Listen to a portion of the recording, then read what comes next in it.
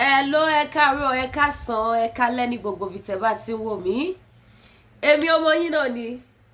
Olólùfẹ́ yín Lady K Ìfẹ́ Olúwa show. Ó máa kàn wọ́n, ó ti ń kàn wọ́n. Lawori, Alpha. Ṣé pé ẹ ṣì wà ń lù? Mo máa wí bẹ́ẹ̀ ti fi ìlú sílẹ̀ lẹ̀ ṣe bá wa dá sí gbogbo rògbòdìyàn tó ń lọ ni. Ẹ̀yin yẹ́yìn bàbá tẹ́ bá wò mí káàkiri àgbáńláyé. Ẹ jẹ́ àtúnṣáré gbéra wa débẹ̀. Ẹ tún bá wa share eléyìí. Ẹ bá wa pín wọ gbòòrò ayé. Ṣé mo pa ti sọ fún wọn? Àníṣe tí mo bá jẹ́ wòlíì tí bá fi ṣe wòlíì jẹun máa tà.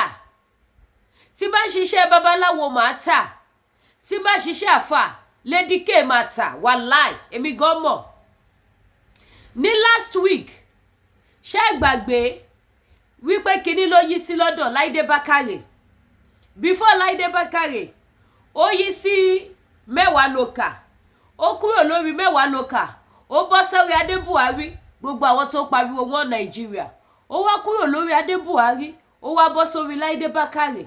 Nísìnyí tẹ́ bá tún wá gbọ́ ó ti yí bíríbírí kan wọ́n o gẹ́gẹ́ di gẹ́gẹ́, ó ti yí bíríbírí kan wọ́n o gbẹ́gbẹ́ di gbẹ́gbẹ́. Ẹ má bínú bí mo ṣe wá di it is too much. Ó wá ti yí bíríbírí kan wọ́n o, ọ̀rọ̀ tó wá lẹ́ti yí kan wọ́n o. Lawori wọ́n fọ́ yín nígò lórí, ẹ wá pariwo síta, ẹ wá kéyà láyà Latif. Ẹ ti gbàgbé nígbà tẹ́jọ́ ń jẹ́wọ́ wọ́n Nàìjíríà, ẹ ti gbàgbé nígbà tẹ́jọ́ lẹ̀pọ̀, ẹ ti gbàgbé nígbà tẹ́jọ́ sọ wípé kò séwu lóko àfi gírí àparò. Ṣebí gbogbo yín jọ lẹ̀pọ̀ ni, ṣebí gbogbo yín jọ lẹ̀pọ̀ ni. Kí ló ṣẹlẹ̀? Kí ló wá dé? Kí ló fariwo? Anything tójú yín bá ti rí lọ́wọ́ àwọn oníwọ̀n Nàìjíríà, anybody tó tẹ̀lé wọn Nàìjíríà, anything tójú ẹ̀ bá ti rí lọ́wọ́ àwọn wọn Nàìjíríà, ó yẹ kó máa gbà sí bọ́dì ni. Ó yẹ kẹ́ máa láwọ́ yín, kẹ́ máa fomi lò ó yẹ kẹ́ máa jẹ́ sáyé yín bẹ́ẹ̀ ni. Ṣebí gbogbo yín lè pariwo wọn Nàìjíríà, tẹ́ni wọn Nàìjíríà ló lè ṣe. Kí ló wá fẹjọ́ wẹ́wẹ́? Kí ló fa sàn? Lawori ọbọ̀ yín gò lórí, ojú wa táyé wá ké gbàjarì. Mọyì àwọn tí wọn ò ní opportunity social media tí ìyá bẹ́ẹ̀ ti jẹ. Ẹ̀yin ìyá mi, ẹ̀yin bàbá mi, tí bá ń parọ́ ẹ máa já mi sí comment section. Àìmọye ọmọ aláìlẹ́nìyàn, ọmọ aláìlẹ́bí, aláìlára tí irú ìyá bẹ́ẹ̀ ti jẹ́ o, tí wọ́n ti bó nígò lórí tó ti dèrò ọ̀run. Ìmí tí ò dèrò ọ̀run ó wà lẹ́sẹ̀ kan ayé ẹsẹ̀ kan ọ̀run. Ìmí tí ó sì lẹ́sẹ̀ kan ayé ẹsẹ̀ kan ọ̀run, ẹsẹ̀ kan ọ̀run. Ojú àpálá rẹ̀ kò lè dàbí ojú ara mọ́ láyé àti láyé fàbàdà.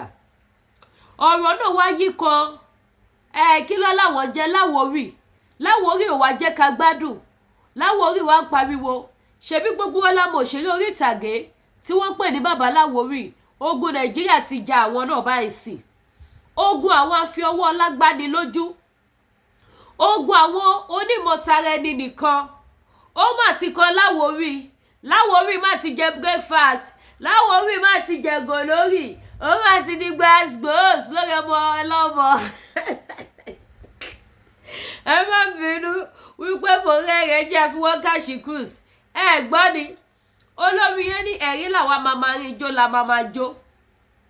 Gbogbo nǹkan tó rò pé máa gbomijé lójú tiwa, àwa máa fi wọ́n káṣí cruise ní ẹja gbọ́rọ̀ látẹnu Lawori káwa analyze ẹ̀. Ó yá ẹ gbóhùn sókè.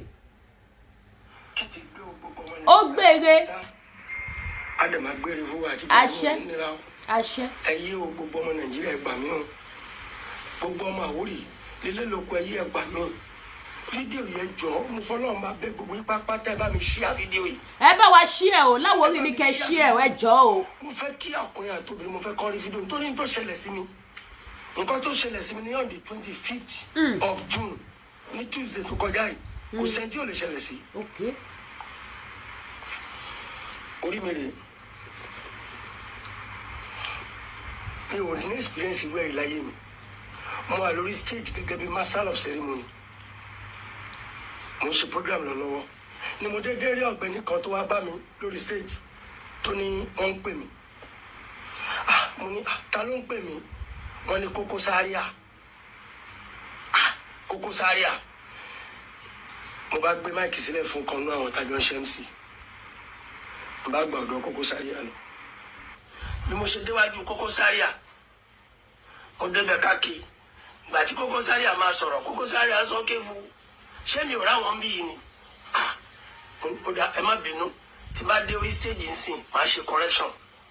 mo wá ń gbọ́ ẹnìkan tó ń sọ pé ṣé Lawori ni wọ́n ní Lawori ni ìgbàgbọ́ tèmi ni pé ẹni yẹn ò mọ̀ mí ó ṣẹ̀ṣẹ̀ rí mi for the first time bí ṣe ń bá Koko Zaria sọ̀rọ̀ tí máa tán báyìí bàbá ẹ̀ náà ń gò màtẹ́ tó wọ́n wájú àwọn Koko Zaria ni ìgò màtẹ́ ó bò mọ́ mi lórí mi gbáà I was wet with my blood and I lost consciousness. In fact ibikíbi tí gbogbo ẹ máa lọ tẹ máa fọwọ́ ara yín gbé mọ́tò yín débẹ̀ tó wáyé pọ̀ máa gbé yín délé ni Ọlọ́run jẹ́ kẹ́ lọ́bẹ̀. Àmín. ẹjọ́ ẹ̀yàn ọmọ Nàìjíríà ṣàánú mi mi ò mẹ̀ṣẹ̀ tí mo ṣẹ̀ o ẹjọ́ ẹ ṣàánú mi Koko Zaria ló rán ni wá pè mí o inú àgbàrá ẹ̀jẹ̀ ni mo bá dọ́sítà mi ì mọ bí ṣe dọ́sítà rárá ìgbà tí mo dọ́sítà nǹkan tí mo máa rí ni pé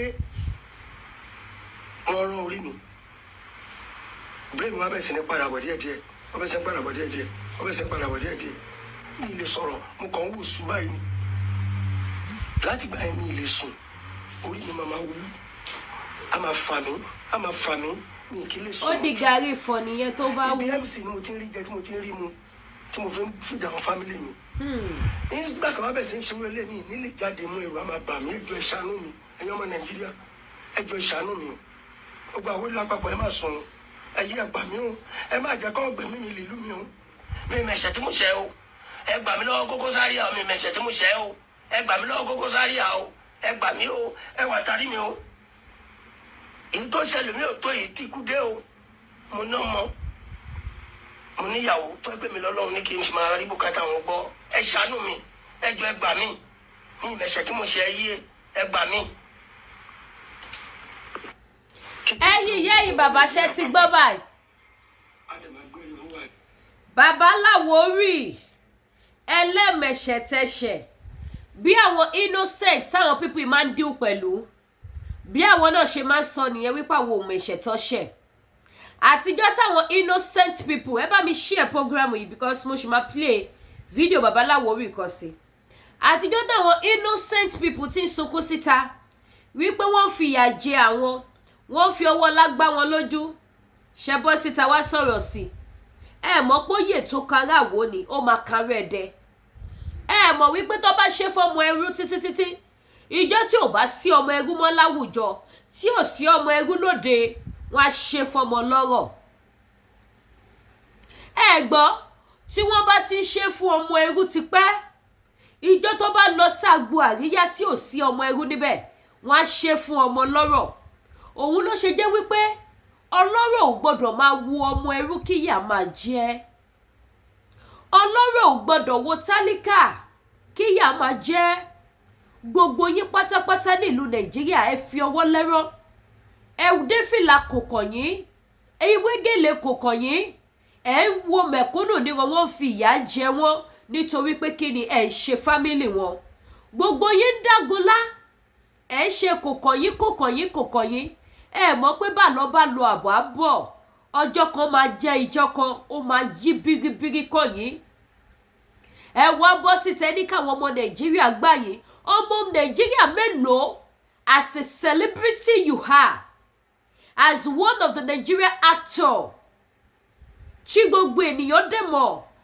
how many poor masses ní Nàìjíríà let it speak on their behalf and you want the Nigeria to speak for you yẹ̀yẹ́ ni Lady K máa fi yín ṣe ìgò yẹn kéré àpá yẹn kéré jọkẹ́ pákó ẹ̀ bàbá ó kéré mọ́nà ọ̀ka ẹ̀ láti ìgbà tí mẹ̀kúnnù ti sunkún tí wọ́n ti kidnap àwọn èèyàn tẹ́bi ti ń pa àwọn èèyàn Lawori you have the kíníkì pé rọ́mi ògbóyìnbó you have the opportunity you have the power láti speak for the poor masses you attend big occasions yes or no ẹ má lọ sí party ńláńláńlá through your comedy you can win the heart of people there láti bí ìsọ̀rọ̀ sí yín ẹ lè get the heart àwọn èèyàn ẹ lè win the heart àwọn èèyàn láti help àwọn poor masses but you did not do it gbogbo yín pátápátá ẹ ṣe gbogbo ẹ̀yin òṣèré ṣèbọwọ́ Koko Zaria àti MC Olúọmọ lẹ ti ń jẹ tí ẹ bá jẹ lọ́wọ́ Koko Zaria ni wọn ò ní wá bá yín on stage kó sọ fún yín pé Koko Zaria ń pè yín kẹ́dẹ̀ gbọ́n lọ síbẹ̀ ọlọ́run àjùlọ tí ẹ bá máa jẹ lọ́wọ́ gbogbo àwọn guys wọ̀nyí wọn ò ní àǹfààní àti ṣerú nǹkan tí wọ́n ṣe fún yìí wọn ò ní lè dán irú ẹ̀ wò. Are you the only one tó ṣe MC ní occasion yẹn? Baba Lawori, ìdí tí àwa ṣe ń pariwo nìyẹn pé let's join hands together láti kọ́ ìyẹ́ apá àwọn olórí burúkú ta ní nílùú Nàìjíríà. They are too much. They are the ones. They are our problems. Gbogbo àwọn tó rò pé àwọn ti arrive, àwọn ti belong, àwọn ti jẹ, àwọn ti mu, àwọn ti yó. They are the problem ta ní nínú Nàìjíríà. Thank God the Nigerian politicians won't post it. One the citizens of Nigeria are not the problem. Because she are with the leaders. And all these Koko Zaria, who are they working for? Are they not working for the politicians? They are all working for the politicians. And one politician, they won't be one lẹ́yìn. Tí wọ́n fi gé èyí jẹ. Àwọn politician, ni wọ́n sọ wọ́n di bàbàràbà sínú ayé.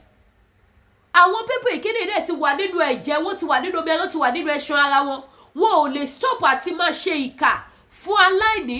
Wọn ò lè stop àti máa ṣe ìkà fún ẹni tí ebi ń pa. That is why tí àwọn kan ṣe sọ wípé àfi ká gba Yorùbá nation tí ẹ̀yin kan takú wípé kò jọ tẹ̀fíní wọn Nàìjíríà ló lè ṣe. Baba Lawori, ẹ sọ fún mi pé ẹ dìbò ní during the election. Come out with your full chest kẹ́ wá sọ wípé ẹ dìbò. Ṣebí gbogbo ìyà tí bò máa fi jẹyàn nìyí gbogbo ìyà tí election Nàìjíríà tó máa fi jẹyàn nìyí táwa fi sọ wípé ẹ jẹ́ ká relé ẹ jẹ́ ká dá dúró kí gbogbo corruption kó lè stop láwùjọ kí gbogbo ìfọwọ́ lágbáni lójú kó lè stop láwùjọ. Ṣé ẹ mọ̀ àwọn tí wọ́n ti lù bẹ́ẹ̀ lóde kì í ṣe orí social media yìí ni Wasiu Ayinde ti fọyàn létí lórí stage. Ìjẹ́ yìí sọ̀rọ̀sọ̀rọ̀ ìjẹ́ yìí celebrity ìjẹ́ bọ́ síta wá speak fọ́mọkùnrin náà ṣebí ṣé àtijẹ àtimu tẹ́yìn sọ wípé òun lẹ lọ ṣe níbi tẹ́tí lọ ṣe MC òun máa náà máa ní photographer náà máa lọ ṣe tí Wasiu Ayinde là ní 40 lórí stage níbi tó ti try àti ìyàwó èèyàn ní fọ́tò Wasiu gbé ìfọ́tí fún látẹ̀yìn wá kí lẹ ṣe sí kí ni gbogbo yín ṣe sí you people did nothing. But ó wá kàn yín sí ẹ wá sunkún ẹ pariwo ẹ jẹ́ ká tún gbọ́ episode 2 Baba Lawori how market àdèmí a máa sọ́sẹ̀ Lady K Olúwakẹ́mi lórúkọ ti tèmi Olúwakẹ́mi ìfẹ́ olúwa Àyọ̀ká Adé ọmọ bí yàbá lẹ́kùn kó kú kó máa lọ bàbá kó gbà wọn lọ gbogbo ogun tó ń jà àwọn èèyàn nílùú Nàìjíríà ó máa já gbogbo ẹ̀yin tẹ́ ń ṣiṣẹ́ fún àwọn olóṣèlú ó máa já gbogbo ẹ̀yin tẹ́ ń jẹ nídìí ìbàjẹ́ ó máa já gbogbo ẹ̀yin tẹ́ ń tẹ̀lé àwọn politician talk ṣe bá gbọ́ àwọn politician talk lẹ lọ àbí kí lẹ fẹ́ sọ fún wa ẹ já gbọ́ episode 2 Baba Lawori ká kó papọ̀ ká sọ dẹyọ kan ó yá à ń gbọ́ ẹ tún gbóhùn sókè bí eléyìí. Okay. I'm a good Muslim tí mo lè ń kírun Kùránì mo gbé dání Kùránì ni mo ń bẹ Ọlọ́run ọba kí Ọlọ́run túbọ̀ fún mi lẹ́mìí sùúrù tó pọ̀ nítorí ẹni tó gbìyànjú àti pààyàn tí èèyàn bá ní agbára tí ò léèyàn irú àwọn ẹ̀dá Koko Zaria àfihàn jẹyàn gbé irú burúkú ẹni wọn tó ń pààyàn èmi tó wà lórí stage mo ń conduct stage tí mo ń fún wọn ní time pé táwọn báyìí ní kí wọ́n lò táwọn báyìí ní kí wọ́n lò ni mo wá bá ẹ lórí ìjókòó ẹ̀ Kùránì rèé tó bá jẹ́ pé èmi ni mo wá bá ẹ gbogbo ẹ̀gún tó ń bẹ ní Kùránì tí Ọlọ́run fi ṣe punishment fún mi. ẹ pẹ̀lẹ́. tí ìbá ṣe pé wọ́n lo rọ́ọ̀yàn ipe kó wá pè wá lórí stage Koko Zaria tí ó wá ń pa irú rọ́ọ̀yì mọ́ mi ní social media Ọlọ́run ọba lọ́jọ́ gbogbo ẹ̀gún tó ń bẹ ní Kùránì ajé tiẹ̀ mo déwájú ẹ mo tẹ̀lé ní yẹn mo tẹ̀lé ní tó rán wá mo dẹ̀ déwájú ẹ o dẹ̀ àtáàkì ní pé ṣé mi ò rí yín bí ni ìwọ ni kọ́kọ́ lọ alágbó láì sọmọ kékeré mo mọ èjì mi o mo kì í sọmọdé o èmi ìwọ pẹ̀lú àwọn àbúrò mi lẹ́gbẹ́ Koko Zaria ìwọ pẹ̀lú àwọn àbúrò mi lẹ́gbẹ́ ta ló fún lọ́wọ́ sọ́wọ́ tó mo fi gbọ́ lọ́wọ́ ẹ̀ ní àbọ̀wọ́ òsì àwọn association mi àwọn tampan president aba gbogbo ẹgbẹ́ tí mò ń ṣe ẹgbẹ́ oníṣẹ́ ọlọ́dún tíátà tí mò ń ṣe gbogbo wọn mọ̀ pé láàmì ò kì í ṣe báyìí mi ìdẹ̀kí ń parọ́ mi ń tọrọ owó kí n máa pa mí báyìí mi ń tọrọ owó lọ́wọ́ èèyàn mi ṣẹ̀ṣẹ̀ máa ṣe MC àti béèrè nǹkan lọ́wọ́ èèyàn gan ó máa ń ní mi lára gbogbo union tí mo dẹ̀ mọ̀ lé ní pátápátá MC Muslim ọmọ akínsá lè jẹ́ kí n mọ̀ wọn. ṣàgbá àwọn kì í ṣàbúrú. ṣàgbá ṣe ìṣòro ṣe ń ṣẹlẹ̀ sí wọn. MC ẹ ti ń gbọ́ bẹ́ẹ̀. wọ́n ló fún mi lówó. ṣé tí n bá ti kú mo sì máa parọ́ mọ́ mi ni. kánú lóhùn ni kí n kú mo sì máa parọ́ mọ́ mi ni. nígbà tí mò ń bọ̀ wá bá ẹ gbogbo nǹkan táwọn èèyàn ń sọ ń bẹ̀ yẹn pé wọ́n máa tó gbà fọ́gà wọn. ìgbà tí mi dẹ̀ ṣiṣẹ́ union ní tíátà ni mi ò ṣiṣẹ́ union. báwo ni mo ṣe fẹ́ ronú sí nǹkan tẹ́ ń sọ bó bẹ́ẹ̀ mi lè bá wí. nígbà tẹ́nìkan tún náwó sí mi pé ṣé Láwòrí ni ní onígbàgbọ́ pẹ́ ni ọmọ mi rí ni. mo dẹ̀ bẹ́ẹ̀ sọ̀rọ̀ mo ní ẹ má bínú màá lọ ṣe correction lórí stage yìí sìn. mo fẹ́ kúrò ń bẹ̀ ẹni yìí mú ìgò yìí tó mú wájú yín bẹ́ẹ̀ ló ti mú tó dẹ̀ fọmọ mi lórí even kí ẹ má lọ sí school. ó yẹ kó rí àwọn èèyàn tó máa gáìdì kó tó lè sọ̀rọ̀ síta. nínú ọ̀rọ̀ tó sọ wọn náà gbọ́ ó mọ̀ fún ara ẹ̀ inú ẹ̀ mọ̀ gbogbo àwọn tẹ́jọ́ jókòó mọ̀ kí n dárúkọ gbogbo wọn ni ẹ̀yìn àwọn tẹ́jọ́ jókòó tí mo mọ̀ dáadáa tí mo mọ̀ ìwọ jókòó apá jókòó olówó jókòó ṣé mo ẹ fẹ́ rántí pé mi kì í ní mi ní dáyé lóhùn ni láti ọjọ́ tí mo ti mọ̀ ẹ́ sọjọ́ tí mo wá bá ẹ rí pé Koko Zaria àjọ ẹbí ń pa mí ẹ fún mi lówó tí n fi jẹun abẹ́ fún mi ló kì í ṣe nǹkan tó ẹ jẹ́ pé mo wá tọrọ owó lọ́wọ́ ẹ Koko Zaria ìgbà tí mo débẹ̀ challenge mi ẹni ṣe mò ń èmi fẹ́ kí n ṣe mo fẹ́ máa dá sí nǹkan tí ó kàn mí ni mo dẹ̀ ní mi ò dá sí jà mi ò kí ń jà mi ò ṣé ń gbọ́ àníyàn o tó tẹ bá parí ìjà níbo lójú tí wàá fẹ́ wà ọ̀dẹ̀ ní òkè àbó ti gbàgbé bóyá sọ̀rọ̀ ní Koko Zaria ṣó lóhun ti gbàgbé kan tó sọ ni. mi ò kí n ṣe onírọ̀ o I'm a good Muslim tí mo lè ń kírun.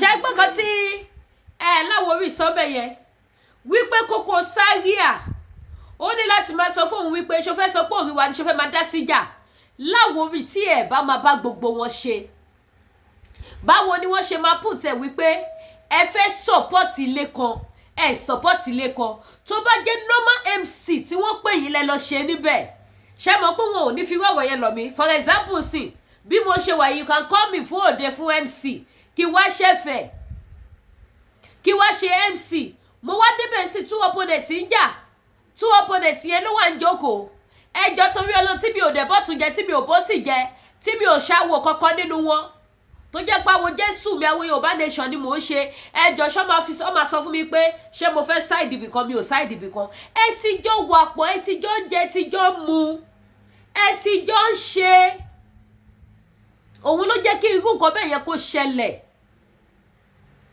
ẹ ti ríra yas orogún òun ló jẹ́ kí irú nǹkan bẹ́ẹ̀ yẹn kó ṣe kíni kó ṣẹlẹ̀ iye ò tiẹ̀ wá kan àwa bí kò ṣe wípé gbogbo àwa tíyàwó Nàìjíríà ń jẹ gbogbo àwọn táwọn political talk because gbogbo wọn yẹ their political talk including Koko Zaria MC they are all what political talk gbogbo àwọn táwọn political talk tó ń fìyà jẹ báyìí kọ́ ló máa rí lọ ó máa yí bíríbírí ó máa kọ gbogbo àwọn tó kù náà àwọn tó ń support wọn àwọn tó rí wọn ní ìrí wípé nǹkan tí wọ́n ń ṣe é dáa ó máa kọ everybody yín ẹ máa jẹ breakfast ẹ gbàgbé òṣì Láwòrí èyí ti jẹ titi yín nìyẹn ẹ̀yin náà ẹgbẹ́ ní gbogbo union tẹmọ MC ló jẹ́ kẹmọ that means pé ẹjọ́ lẹpọ ni ebi dé ń pa mẹ̀kúnnù yà ń jẹ mẹ̀kúnnù ẹ bọ́ síta kẹdójú agbo kẹ ní gbogbo ẹ bàbá láyé tẹ wà ń bèbà yá máa jó yín ṣe o ilẹ̀ Yorùbá agbẹ̀yìn ilẹ̀ Àwórì agbẹ̀yìn o ṣíkẹ́ rántí gbogbo àwọn mẹ̀kúnnù tẹ́bí ń pa o ẹ mọ̀ jẹ́ ká gbàgbé wọn o ebi ń pa gbogbo wọn o kẹ́ bẹ̀rẹ̀ sí ní fọ Ẹ̀gbá kẹ́ bẹ̀rẹ̀ sí ní fọ Àwórì you have never done that none of you celebrity come out and speak for the poor masses but when they are doing their stupid and nonsense party you will all be there àìmọye àwọn ọmọ à ń bẹ lọ tó jẹ́ wípé wọ́n ṣe MC tó gbàsíkejì yín lọ ṣùgbọ́n nítorí wọn ò mọ̀ọ́yọ̀ wọn bá politician ṣe they will never call them for their occasion so ẹ̀yin tẹ̀lé ti bá wọn jẹ tẹ bá wọn mú tẹ ṣe kí ni tí wọ́n pè sí occasion ẹ láwọ́ yìí kẹ́ fomi lò ó àfẹ́jọ́ wẹ́wẹ́ lórí íńtánẹ̀tì yẹn kọ́ la máa jòkó tì for this week because mi ò wá mọ why tó bá ṣe pé àìní tìjú tó da gbogbo yín láàmú ẹ tún máa wo next week or another celebrity máa tún gbọ̀bọ̀ síta ọ̀sọ̀ọ̀sẹ̀ ni gbogbo yín wá ń ṣẹ̀sílẹ̀ ń ṣẹlẹ́yà ọ̀sọ̀ọ̀sẹ̀ ni wọ́n ń tẹ̀ sí gbogbo yín lójú ẹ tọrọ jẹ ẹ tọrọ mu ṣùgbọ́n àwọn kan wà tẹ́bi pa tí wọn ò yó tí wọn ò ní àǹfààní àti súnmọ́ MC wọn ò ní àǹfààní àti lọ sí location ńlá látẹ̀yìn lọ yìí kí wọ́n pè wọ́n sí occasion kí wọ́n dẹ̀ ṣe kíni kí wọ́n gba cool money níbẹ̀ wọn ò láǹfààní ẹ̀ wọn ò ríro opportunity ẹ̀ ìyẹn dẹ̀ ń jẹ wọ́n mọ́nu lè bí ń pa wọ́n ìjẹ́ bọ́tà can speak for them.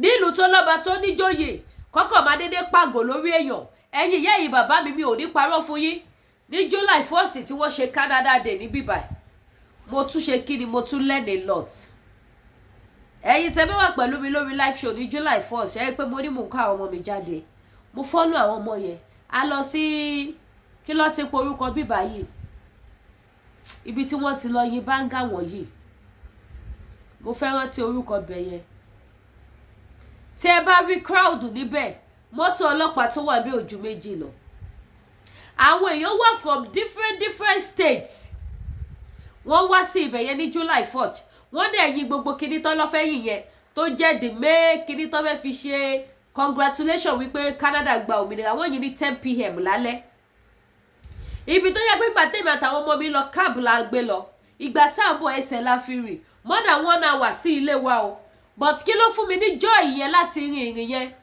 ní time yẹn kò ju wípé àwọn ọmọ púpùpù táwọn òbí wọn ò ní mọ́tò tó jẹ́ ọmọ òyìnbó wọ́n fi trolley baby trolley òun ló fi ti àwọn ọmọ yẹn wá síbẹ̀ àwọn ọmọ kéékèèké ní ọ̀gànjọ́ òru mọ́tò ọlọ́pàá ò ju mọ́tò méjì lọ and each vehicle ọlọ́pàá tó wà bẹ́ẹ̀ they are just 3 tí ẹ bá rí crowd ẹ rò bí gbogbo ìlú tó ń jẹ́ Canada ló wà ní ibẹ̀ yẹn ní July 1st ní aago 10 alẹ́ ìgbà tá à ń lọ gbogbo títì ti kú káàbù ò lè lọ mọ́ tráfíkì ti wà abọ́lẹ̀ ní afẹsẹ̀rìn débi tá à ń lọ yẹn mo fẹ́ rántí orúkọ bẹ̀ yẹn tó ti lọ yin fireworks tàbí kí ló ti pè mi ò lọ school ẹ fi mí lọ́rùn lẹ̀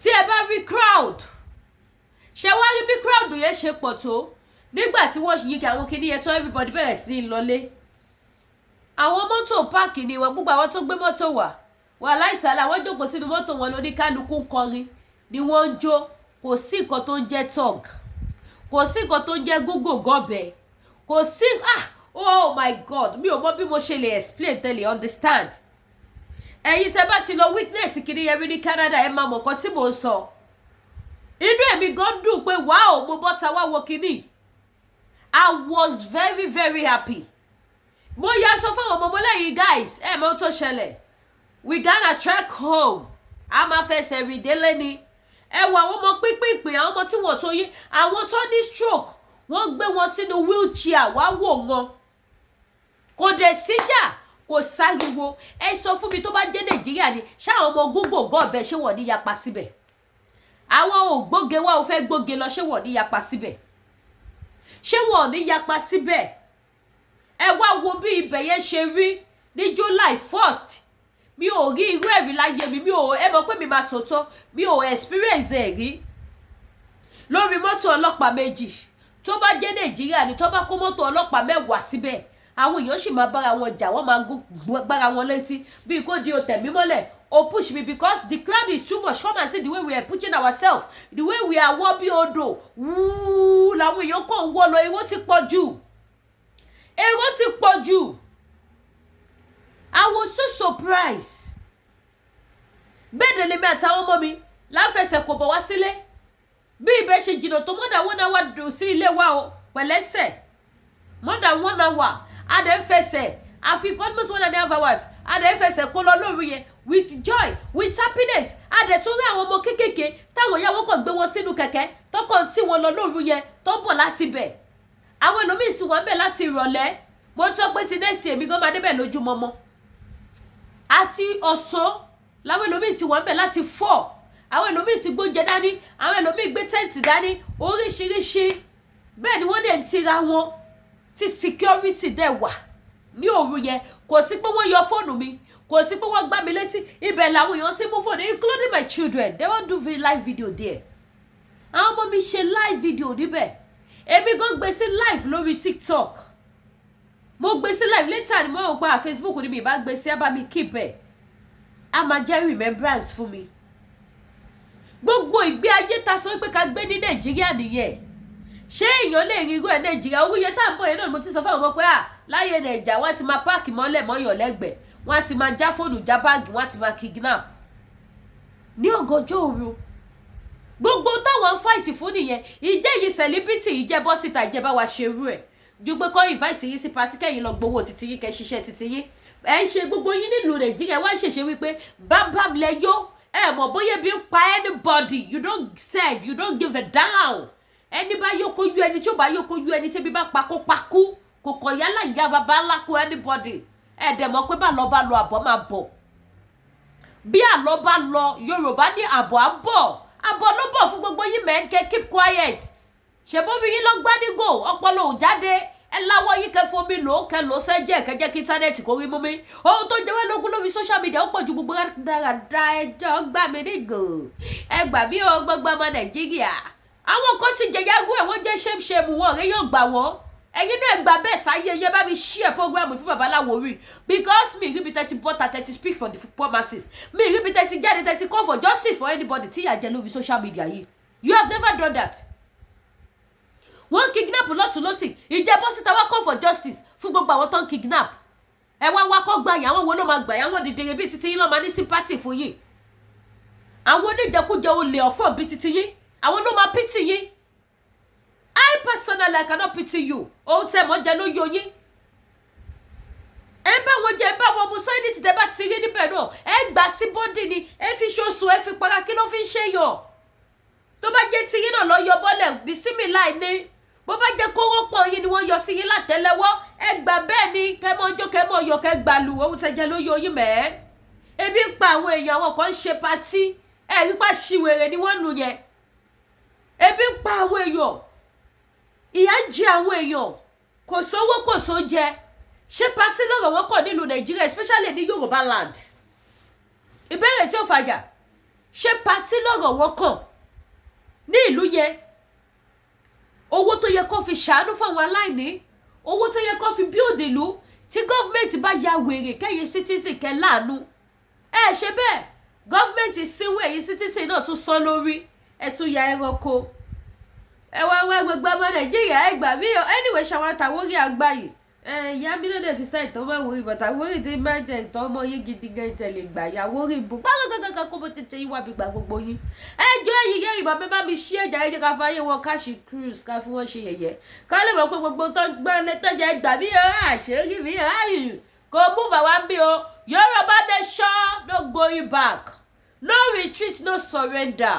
ẹ lọ fowó sínú ẹ̀wà Ọ̀rànmíyàn account ẹ̀yin tẹ́ bá nídìí Nigeria account tẹ́ lè fowó sí fún ẹ̀wà Ọ̀rànmíyàn ẹ pè mí lórí WhatsApp ọkẹ text mi máa forward ẹ̀ sí yín ẹ̀yin tó bá lè jẹ́ ti international ẹ fẹ́ gbogbo country ẹ̀wà Ọ̀rànmíyàn account ìgbà Yorùbá nation la fẹ́ Yorùbá nation ló jẹ wá lógún gbogbo ẹjọ́ rádaràda wọ́n fọ yín nígò wọ́n ṣe kéde kan owó tẹ́ lọ pa bẹ̀ ṣé Yorùbá nation lẹ fẹ́ lọ fún ni àbí kí lẹ́ ń bá wa sọ owó tẹ́ lọ pa bẹ̀.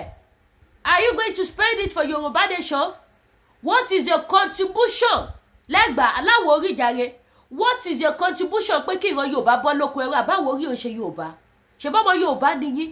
Kí ni contribution titi yín? Wípé kí yà má jẹ ìran Yorùbá mọ́ ká bọ́ lóko ẹrú àbẹ́ fẹ́ sọ pé ẹ gbọ́ pé wọ́n kidnap.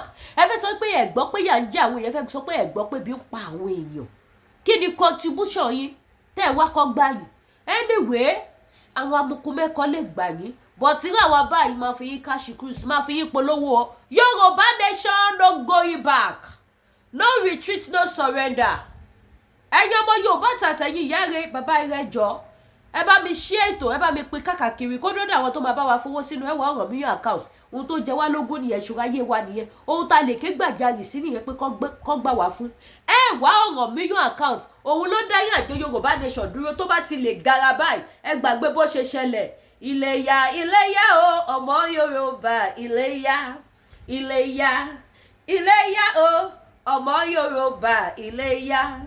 Bí ẹ kò bá mọ bí ta mi lọ, ṣe bó yẹ ká padà sílé, ká jáwọ́ lápọ̀n tí kò yọ, ká tètè gbómi làkàná. Tó jẹ wá lógún nìyẹn, gbogbo kàkà tí àwọn bóyí ní gòlò orí kò ká yọ lẹ gba béèlì. Mo sì ń gbé bọ̀, a máa ṣì wá ara aláìsí ẹ gba béèlì àbẹ́ gba béèlì. Ọ̀fọ̀ yín gílígò lórí tọwọ́ tún fi béèlì nà yín lẹ́nu. Iye òpùrọ́ gbogbo ẹ jọ gbogbo ẹ̀yin tẹ́ bá fẹ́ ra kírìmù tó dáa, ẹ má bínú pé Lady K ò wọṣọ wáìtì yẹn ti pọ̀ jù, fáànù wọn mi ò dẹ̀ lè sí ilé mi. Má dẹ̀rẹ̀ tó máa ra fún mi máa gbà ọ́. Ẹ̀yin náà rí mi báyìí yóò ṣẹlẹ̀ bẹ́ẹ̀ ni, ẹ bá mi manage ẹ̀ bẹ́ẹ̀. It is too much. Ibi tí ìtì yẹn pọ̀ dé ó fọ́ mi ní orí. I can't sleep. So gbogbo ẹ̀yin tẹ́ bá fẹ́ lo kírìmù tó dáa láti iléeṣẹ́ Danari skincare, ẹ má wo bí kámẹ́rà ṣe mí o. Ẹ má wo ti kámẹ́rà o. Ẹ má wo ti kámẹ́rà o. Ẹ má wo ti kámẹ́rà o. Kámẹ́rà ṣe bí balabala but skin yẹn wà ńbẹ̀. Kámẹ́rà phone ó ṣe bí balabala, ẹ̀yin tó ń ṣe pìchìpìchìpìchì lójú. Gbogbo ẹ̀yin tẹ́ bá fẹ́ lo cream àtọṣẹwẹ̀ tó dáa, ẹ gbá mi láago. Àbẹ́ ẹ̀yin tẹ́ bá wò pé àmúdẹ̀ wà láìkí bí Lady K ṣe fresh yìí o. Iléeṣẹ́ Danari skincare ni. Iléeṣẹ́ Danari skincare nílùú UK. Àwọn làṣírí ẹwà Lady K. Àwọn ló ń tún skin Lady K ṣe. So gbogbo ẹ̀yin tẹ́ bá fẹ́ tún bọ́dì yín ṣe, ẹ pè mí lórí WhatsApp number tẹ́wọ́ lójú screen kí n fún yín ní phone number iléeṣẹ́ Danari skincare. Ẹ̀yin dádì mi ẹ bọ́ bẹ́ẹ̀ jẹ̀dí ò dá o. Ẹ má yẹ kí jẹ̀dí rán yín lọ sí ibi tí ò dáa. Ẹ wá lo oògùn jẹ̀díjẹ̀dí láti iléeṣẹ́ T natural bar. Ẹ wá lo ti flat tummy. Ẹ wá lo ti manpower. Ẹ wá lo ti diabetes àti bẹ́ẹ̀ bẹ́ẹ̀ lọ láti iléeṣẹ́ TL natural bar ní ìlú Nàìjíríà ni wọ́n wà. Kò síbi tí ọwọ́ jẹ̀rí wọn ò tó, kò síbi tí wọn ò lè bá yín send àwọn product yẹn sí. So ẹ pè mí, ẹ gbá mi láago kí n fún yín ní phone number wọn. Ire o. Ẹ subscribe o. Ẹ subscribe, ẹ bá mi share láwo orí o. Ẹ bá mi hashtag láwo orí o ẹ ní dààmú. Ó dàbọ̀.